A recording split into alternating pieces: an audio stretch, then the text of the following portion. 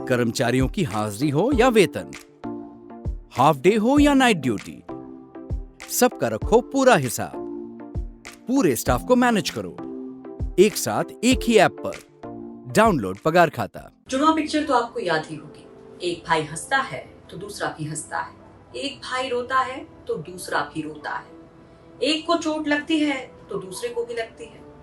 ऐसे ही जुड़वा भाई थे जोयफ्रेड और रेलफ्रेड कि एक ने दम तोड़ा तो दूसरा भी खत्म हो गया। नमस्कार, आप देख रहे हैं यूपी तक और आपके साथ मैं हूं सुषमा। ये भावुक कर देने वाली घटना मेरठ की है, जहां कोविड की वजह से जुड़वे भाइयों की मौत हो गई। उम्र सिर्फ 24 साल थी। पड़ोसी बताते हैं कि जोयफ्रेड और वेलफ्रेड बचपन से ही हमेशा साथ साथ रहते थे, हर काम साथ साथ करते थे।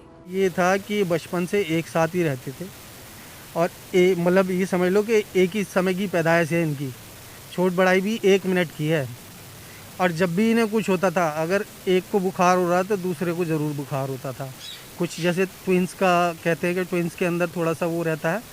तो अभी कुछ समय पहले एक बेटे का एक्सीडेंट हो गया था तो दूसरे का भी एक्सीडेंट हो गया था, तब उनको बचाया, मतलब ठीक हो गए। अब जब एक बीमार पड़ा तो दूसरा भी बीमार हो गया। एक वेंटिलेटर पर गया तो दूसरा भी वेंटिलेटर पर गया। एक की बॉडी आई तो फिर दूसरे की भी बॉडी ऐसी आई। और इत्तेफाकन जहाँ इनको दफनाया गया, बॉडी भी दोनों को एक साथ ही जगह मिली, बराबर बराबर में दोनों एक साथ ही दफनाए गए हैं। सुना आपने, एक को बुखार आता था तो दूसरे को भी। ऐसे में एक भाई को कोरोना हुआ तो दूसरे को भी कोरोना हो गया। कोरोना की वजह से दोनों के लंग्स बुरी तरह से इन्फेक्टेड हो गए थे। ऑक्सीजन लेवल गिरने लगा था। जैसे तैसे उनको एक अस्पताल में भर्ती करवाया गया, जहां तमाम कोशिशें की गई, लेकिन बचाया नहीं जा सका। दोनों यंग पेशेंट थे, 24 ईयर ओल्ड, और दोनों ट्विन थे, जोल्फ्रेड एंड रोलफ्रेड। इनके पेरेंट्स टीचर थे हमारे यहाँ पर सेंट थॉमस स्कूल में। और जैसे सुनने में आया था कि ये उससे पहले केरला किसी मैरिज पार्टी में गए थे और 24 को इन्होंने अपना RT-PCR टेस्ट दिया था, 24 अप्रैल को। 25 में वो पॉजिटिव आया था और उसके करीब 5 दिन बाद ये यहाँ पे हमारे आनंद हॉस्पिटल में आए 1 मई को। जिस दिन ये आए थे तो दोनों ही पेशेंट, दोनों ही भाई जो है ना, हाइपोक्सिया में थे। तो सैचुरेशन 90 के नीचे था और उसके नेक्स्ट डे ही जो है सैचुरेशन बहुत जल्दी इनका डिप कर गया और हमने इनको NIV वेंटिलेटर पर रखा और बीच बीच में ठीक होते रहे, सैचुरेशन भी बढ़िया आता रहा। लेकिन इनका जो CT स्कैन कराया था हमने, तो दोनों में ही CT स्कैन ना बहुत ही ज़्यादा खराब स्कोर था। उसका 25/25 स्कोर था। मतलब दोनों लंग्स ना बिल्कुल ऐसे खराब हो गए थे इनके। But even then they were young patients and they were pulling out very well. But on 13 तारीख को एक भाई का एकदम सडन जो है उसको कार्डियक अरेस्ट आया और उसको रिवाइव नहीं कर पाए।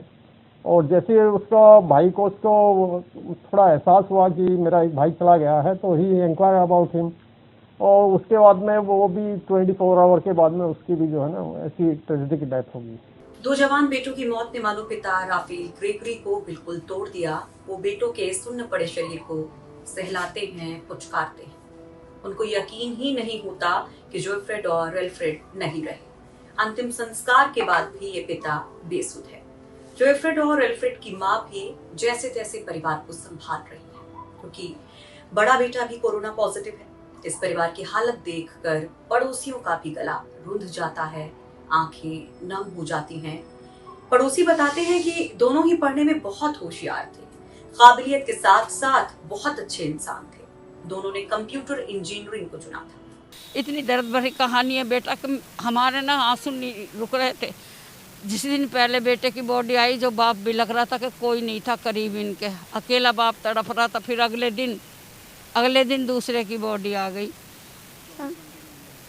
बस 2 दिन के अंदर चटपट हो गए दोनों बच्चे। और इतने अच्छे खासे बच्चे, तंदुरुस्त बच्चे, झेलने वाले बच्चे।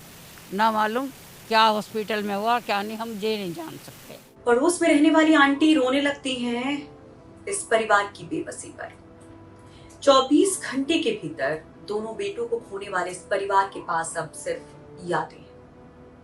इस कोरोना ने न जाने कितने ही परिवारों को ऐसा दर्द दिया है जिससे उबरना बेहद मुश्किल है। मेरठ से ये दर्द भरी दास्तान भेजी है हमारे सहयोगी उस्मान चौधरी।